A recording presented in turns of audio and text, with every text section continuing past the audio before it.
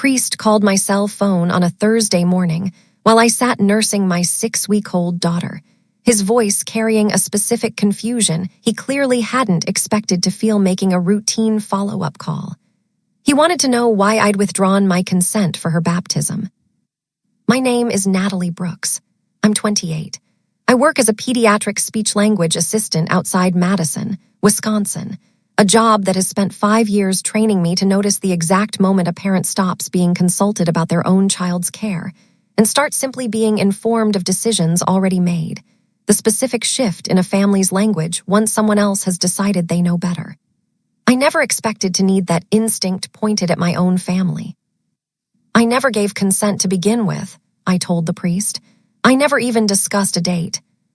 The line went quiet for a moment. Then I need to send you something, he said. Sophie was born 7 weeks earlier, a genuinely difficult delivery that ended in an emergency cesarean after 19 hours of labor that simply refused to progress, leaving me exhausted in a way I hadn't fully prepared for, recovering from major surgery while trying to figure out breastfeeding and sleep schedules, and every other unglamorous piece of new motherhood nobody warns you about clearly enough beforehand. My husband, Mark, and I had agreed in the hospital, in one of the few clear-headed conversations we managed that first week, both of us running on almost no sleep, that we'd take our time deciding on a baptism, that we wanted to choose our own date, our own godparent, once things had settled into something resembling normal. I remember that specific hospital conversation clearly, Mark sitting in the vinyl recliner beside my bed at 2 a.m, Sophie finally asleep in the bassinet between us, both of us agreeing, quietly, that we didn't want anyone else's timeline attached to this decision. It felt, at the time, like a genuine promise between the two of us. Mark's mother, Diane, had never fully accepted that timeline. She'd raised the subject at nearly every visit during those first weeks, framing any delay as a kind of spiritual risk. Something about tradition requiring a baptism within a certain window. Language that carried a specific, urgent weight I found genuinely exhausting to keep pushing back against, while also managing almost no sleep and a healing incision. She'd mention it while holding Sophie, a specific tactic I noticed but couldn't quite name at the time, the request always arriving softened by the warmth of watching her grandmother bond with a newborn, making any pushback feel disproportionately harsh. Mark's response to his mother's pressure, whenever I raised it with him, followed a consistent, frustrating pattern. "She's just excited," he'd say, or more pointedly, "She's helping us with the mortgage this year, Nat. I don't want to make things weird right now." Diane and her husband had, in fact, been covering a meaningful portion of our monthly payment since Sophie's birth, a generous gesture I genuinely appreciated at the time, though I understood, once everything eventually unraveled, exactly how much leverage that generosity had apparently been buying her. Invitations arrived at my own mailbox roughly a month after Sophie's birth, printed, formal, listing a date neither Mark nor I had ever selected, at a church I'd never once visited, addressed to family members on both sides, including, I noticed with a specific jolt, my own mother, who called me almost immediately asking whether she needed to book a flight. I called Diane immediately, my voice carrying more exhaustion than genuine anger in that first conversation, and asked her, plainly, why invitations had gone out for a ceremony we hadn't agreed to. "I just wanted to help move things along," she said. "New parents get so overwhelmed. I figured I'd handle the logistics." I told her, as calmly as I could manage, sitting on my own bathroom floor with the phone pressed to my ear, because it was the only room in the house currently quiet enough to think in, that Mark and I needed to choose our own date, and she apologized in a way that felt, at the time, genuinely sufficient, promising to hold off until we were ready.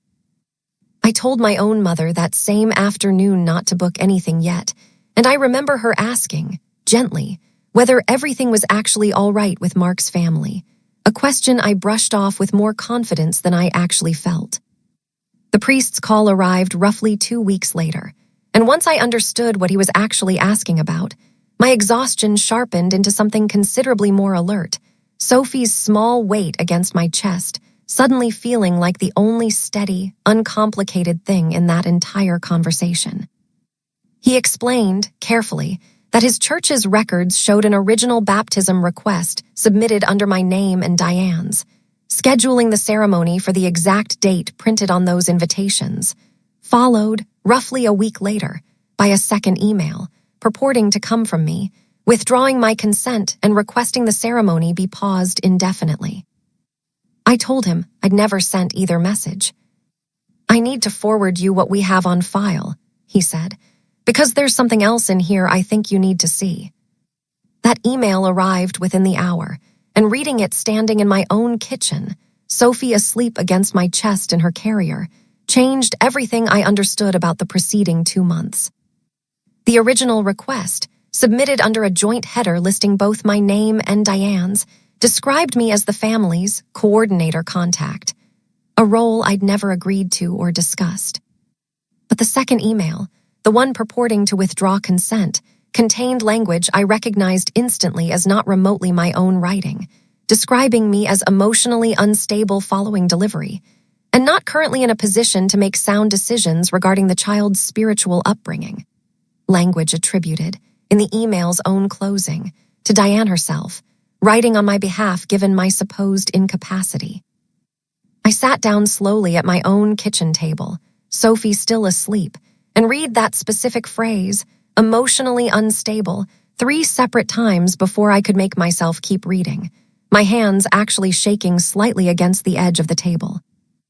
A draft ceremony program surfaced in that same forwarded file, something the church's administrative office had apparently begun preparing based on details Diane had provided directly, listing her, formally, as Sophie's primary spiritual guardian, a title with no actual standing in either the church's formal doctrine or, more significantly, in any legal sense whatsoever, but a title that, printed and distributed to dozens of family members at a public ceremony, would have functioned as its own kind of quiet, permanent claim, the kind of thing people simply absorb as established fact once they see it printed formally in a program.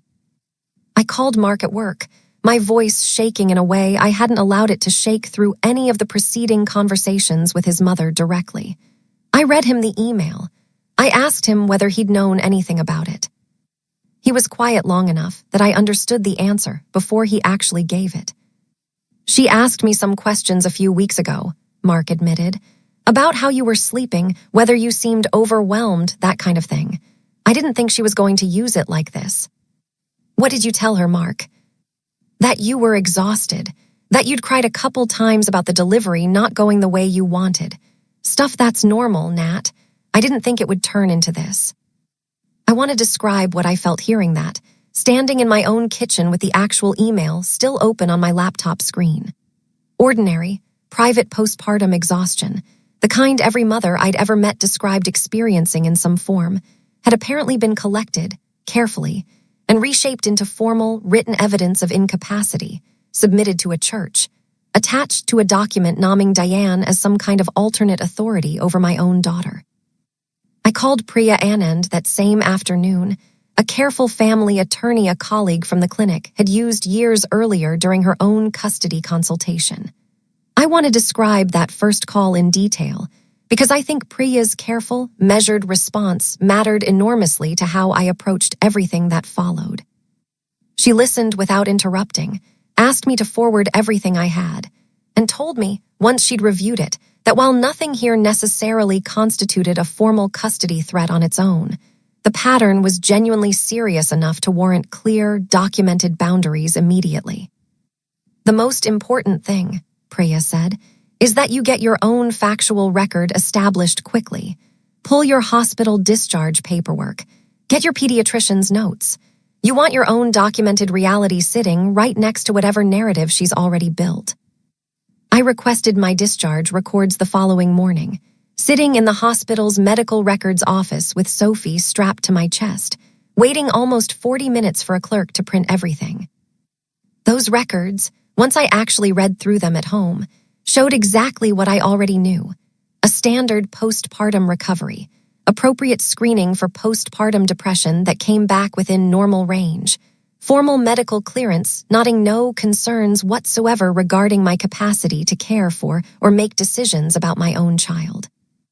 A second document surfaced 2 days later, forwarded to me by a family friend, Carol, who'd apparently been copied on it by mistake. A brief note from a family attorney Diane had consulted, discussing, in careful hypothetical language, what temporary guardianship arrangements might look like if the marriage becomes unstable. A phrase dated to roughly the same week as that fabricated withdrawal email. Carol's own message accompanying the forward was simple. "I don't think I was supposed to see this. I think you need to."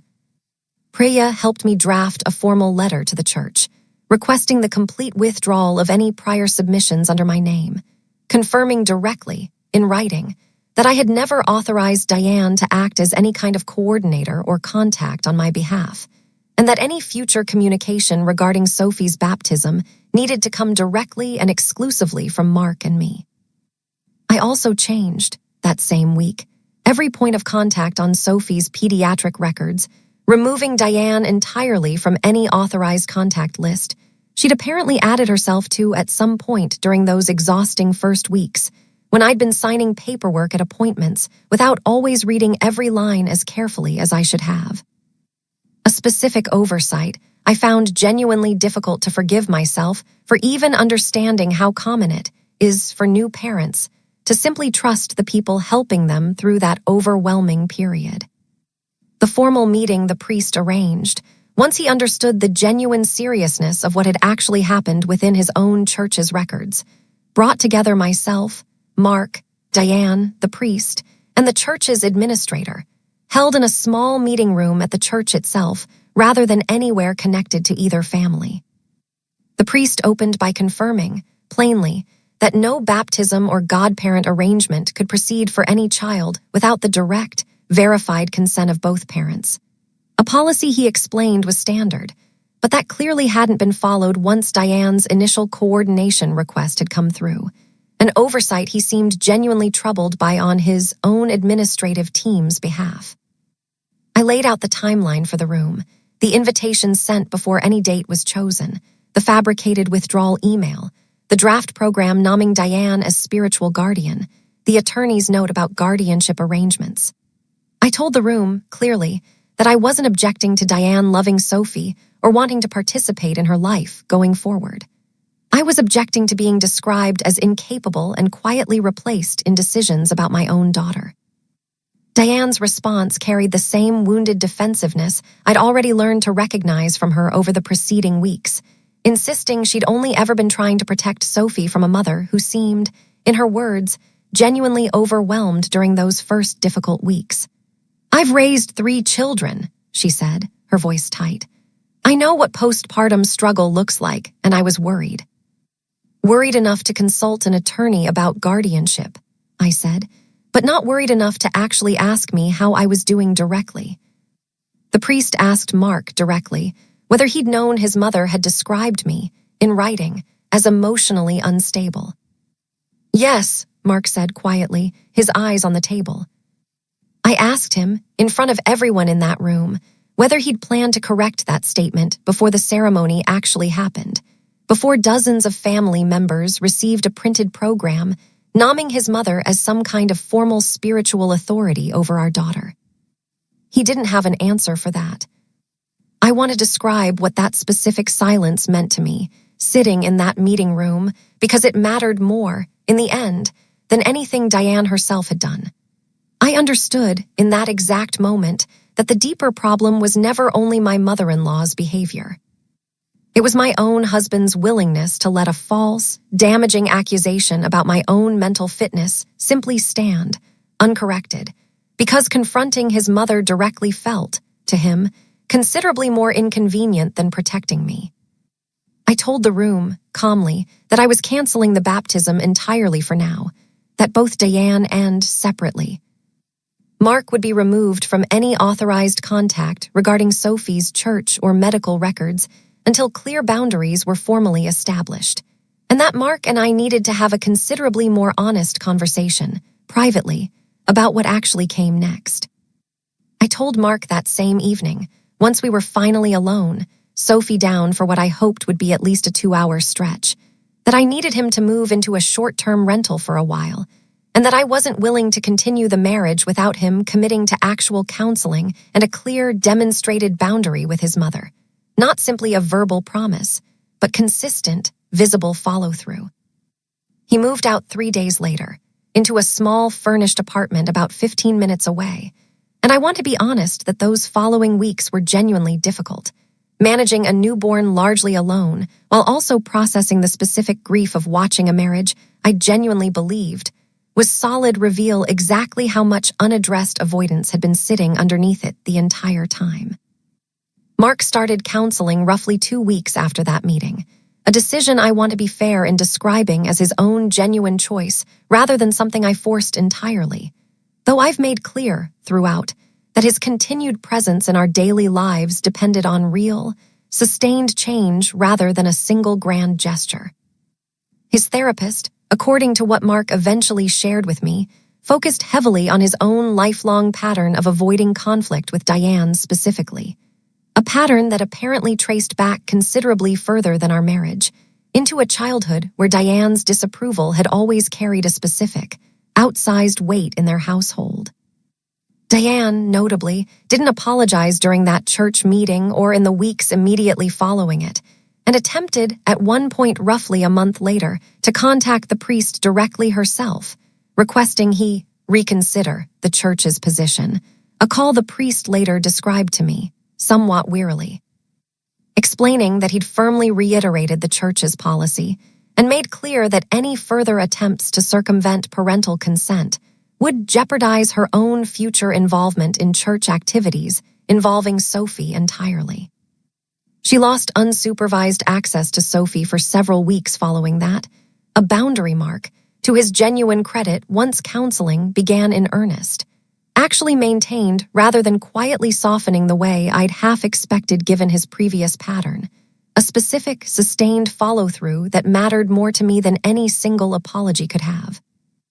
Mark began attending Sophie's pediatric appointments again roughly 2 months later, once we'd worked through, together and separately with our own counselors, what an actual sustainable boundary with his mother would require going forward. An agreement that explicitly included never again sharing my own private medical or emotional information with Diane without my direct knowledge and consent. A specific written understanding we both signed, almost like our own private contract. More symbolic than legally binding, but meaningful to both of us regardless. We held Sophie's actual baptism 5 months after that original invitation ever arrived. A small, quiet ceremony, Mark and I chose entirely ourselves. No public announcement beyond our own closest family. No special role carved out for anyone beyond what Mark and I had genuinely, deliberately decided together. My own sister standing as godmother. A choice Diane never once commented on directly, though I understood, secondhand through Mark, that she'd found it genuinely difficult to accept.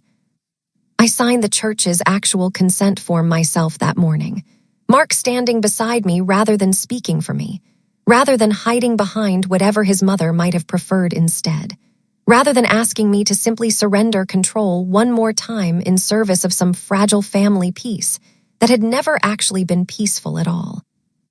Sophie slept through most of her own baptism, predictably, and I remember standing at that font, watching the priest, the same one who'd made that original careful phone call months earlier, pour water gently over her small head, and feeling, for the first time since Diane's invitations had arrived in my mailbox, that this specific moment finally, genuinely belonged only to the people who'd actually earned a place in it. My mother-in-law spent weeks quietly building a written record claiming I was too unstable to make decisions about my own daughter, certain that a fabricated email and a carefully staged ceremony would establish, permanently, exactly the kind of authority over our family she'd never actually been given. What she never accounted for was a priest careful enough to notice a withdrawal message that didn't match the consent that came before it, and a mother willing to trace that inconsistency all the way back to the exact moment her own husband decided silence was easier than defending her.